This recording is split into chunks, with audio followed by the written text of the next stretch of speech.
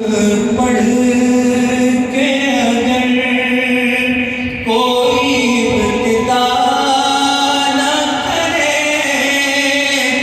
दुरूद पढ़ के अगर कोई इब्तिदा न करे, उसे ये चाहिए फिर ज़िक्र मुस्तफ़ा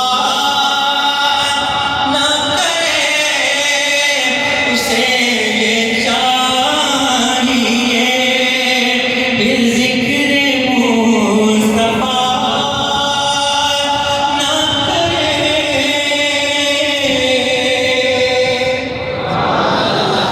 आप थोड़ी सी पढ़िएगा।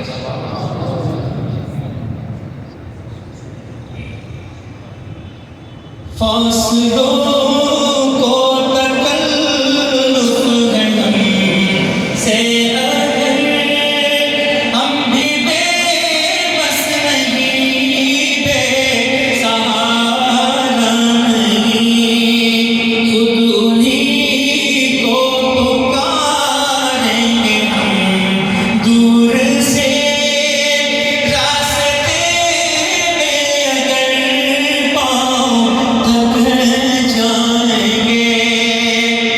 जैसे ही सब्ज़ गुंबद नज़र आएगा, बंदगी का करीना बदल जाएगा।